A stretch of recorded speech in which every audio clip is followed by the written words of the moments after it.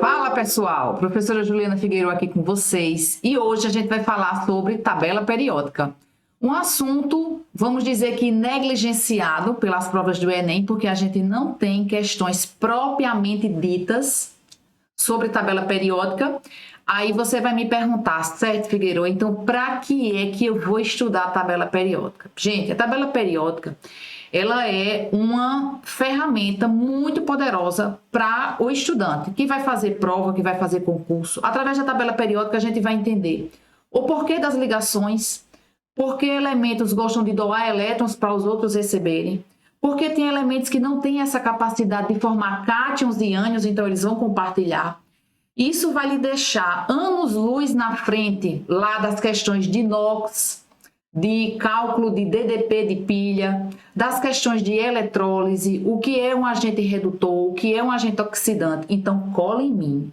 Vamos pegar essa aula aí, destrinchar. Primeiro, vamos entender o histórico da tabela periódica. Eu não vou chegar aqui e jogar para você o que é a tabela periódica atual. Mas vamos entender a construção, aquela historinha da ciência, que é tão importante a gente tomar conhecimento, para que a gente possa entender como é que essa galera chegou para uma ferramenta tão poderosa que é a tabela. A tabela periódica, gente, nada mais é do que uma enciclopédia, onde a gente vai ter lá agrupado as informações que a gente precisa saber. Figueiredo, vou decorar? Não, você não vai decorar, mas você precisa ter um vislumbre de posições estratégicas dos elementos e dos grandes grupos na tabela periódica. Então, vem comigo que a gente vai passar por cima disso aí sem nenhuma dor.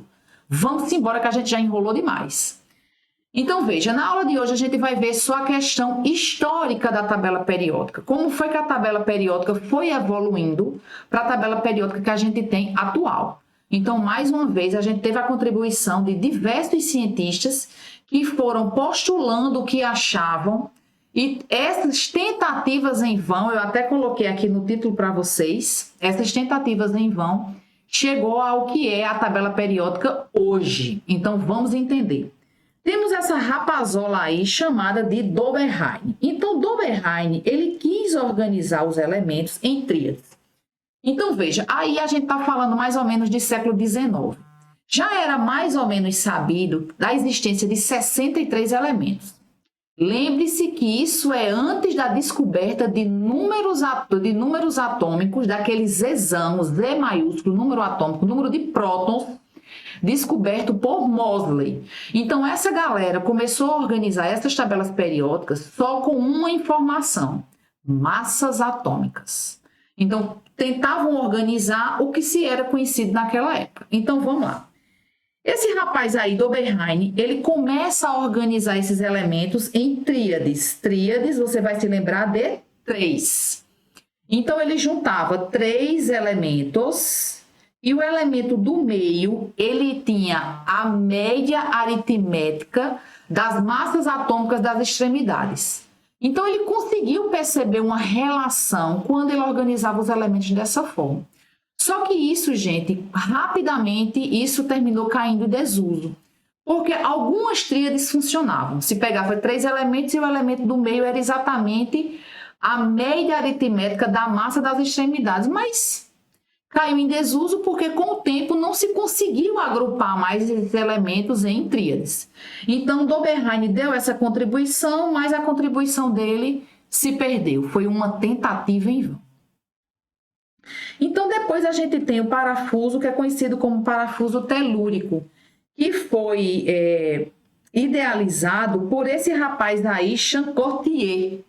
Então, Champcourtier, que eu não sou francesa, eu não sei nem fazer essa pronúncia aí, mas vamos botar aí Champcourtier, que eu acho que fica mais bonito, né? Então, ele organiza esses elementos, aí foi uma viagem, tá? Ele deu uma viajada aí, mas vamos lá. Ele imagina os elementos naquela espiral, naquela diagonal de um parafuso. Por isso, essa questão de parafuso telúrico. Então, essa galera que está nesta diagonal são elementos que possuem propriedades semelhantes. Então, veja que ele já abandona essa questão de média aritmética e vem pessilância aí de propriedades semelhantes. Então, a galera que estava na diagonal do parafuso tinha propriedades químicas e físicas semelhantes, tá? Então, isso aí deu certo até certo momento, porque essa linha diagonal que ele conseguia colocar alguns elementos dava certo, mas para outros ficava desconexo. Não tinha linha diagonal para organizar os elementos e dizer que aqueles elementos possuíam propriedades semelhantes. Então, mais uma vez, uma tentativa em vão. Mas veja que a gente já tem uma evolução, né? O cara já está pensando aí, será que eu posso organizar os elementos em relação às suas propriedades? Será que existe algo de semelhante entre esses elementos para que eu possa realmente agrupá-los em grupos? Então veja que o pensamento da galera já começa a evoluir. Fechou? Vamos embora. Então a gente tem essa outra rapazola aí que é o Newlands. Então este rapaz, ele era músico. Então ele atrelou o seu hobby à questão da organização dos elementos que se era conhecido no século XIX, que era mais ou menos 63 elementos. Então, o que é que ele faz? Ele já começa essa questão de periodicidade. Olha como ele foi sagaz. A gente tem 8 notas musicais, então ele organizou os elementos em 8. Então, o nono elemento voltava para a primeira nota, que no caso era Dó. Então, os elementos que estavam abaixo das notas musicais, Dó, Ré, Mi, Fá, Sol, Lá, então essas colunas possuíam propriedades semelhantes. Então, a cada 8 elementos, essas propriedades, elas se assemelhavam. Veja que a gente já está mais ou menos chegando nesse conhecimento de periodicidade, ou seja, as propriedades dos elementos químicos se repetem período a período.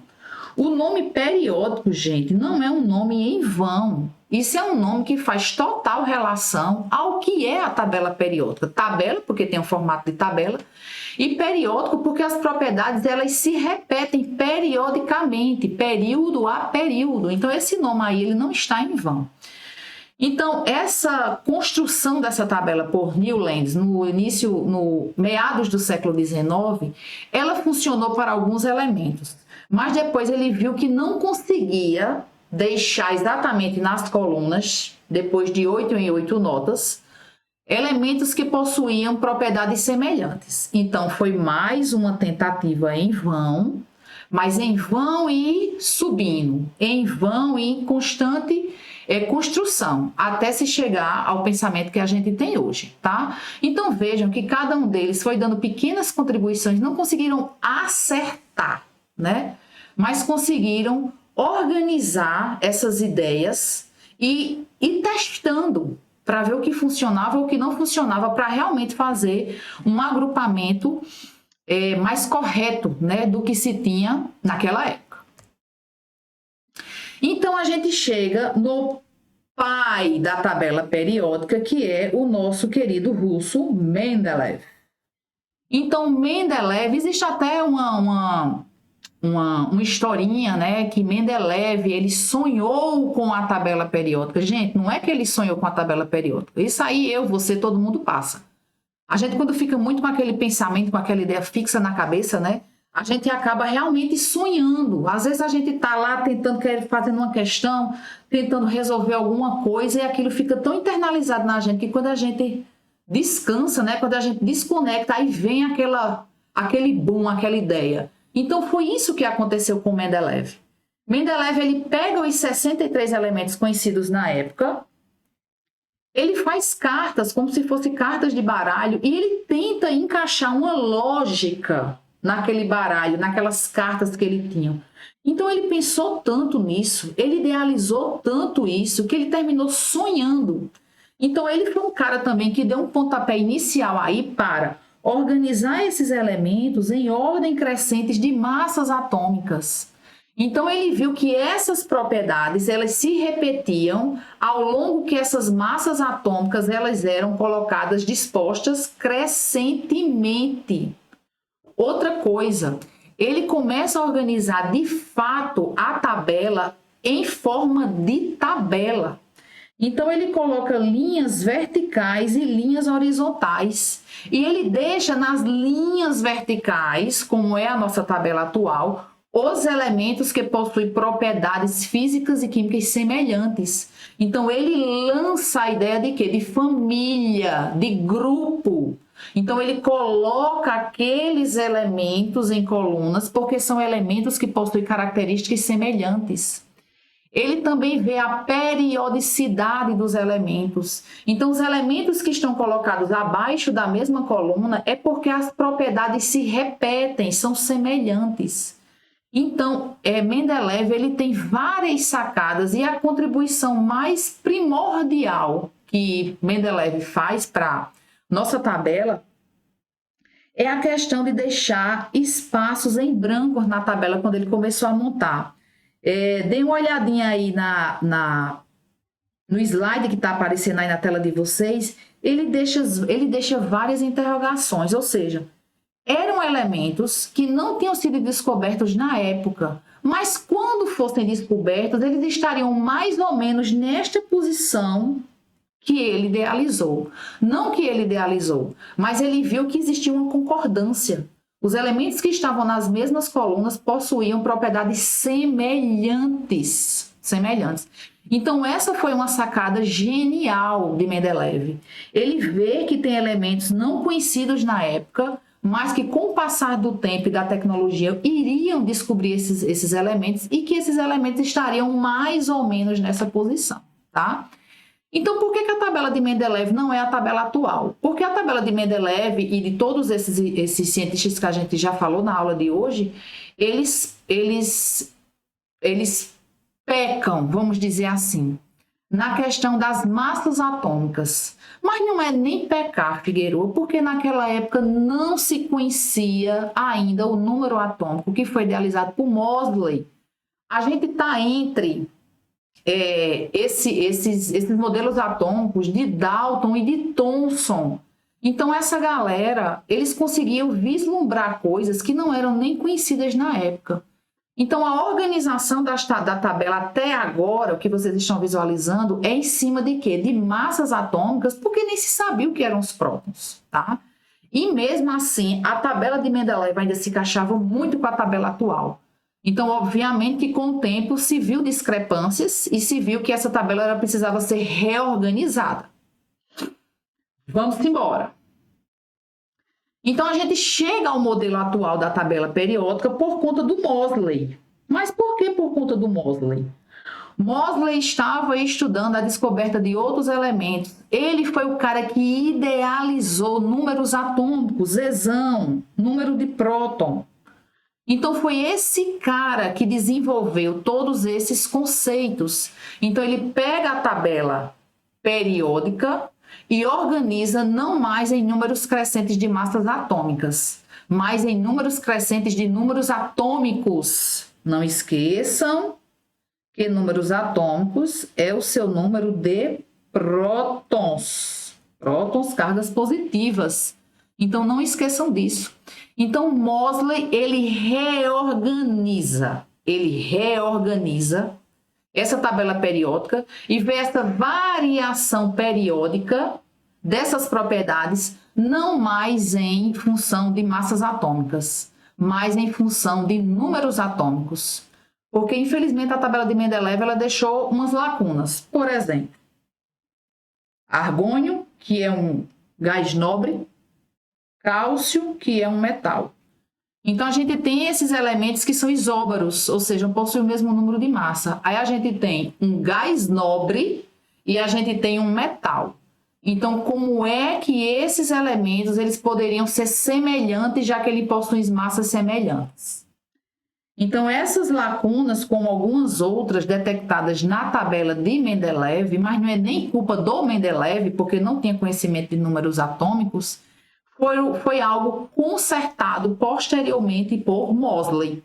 Aí a gente já está aí já final do século XIX, início do século XX. Então, ó, tabela periódica, ela só evoluiu mais ainda para a gente chegar no que a gente tem hoje. Então, Moseley foi o cara que colocou o quê? números atômicos na tabela periódica. A tabela periódica está organizada crescentemente em números atômicos, em colunas e linhas horizontais que a gente vai chamar de períodos. Fechou? Vamos embora. Então, a gente tem esse senhorzinho aqui, o Seaborg, que ele vai dar mais uma contribuição, uma pincelada final nessa tabela periódica.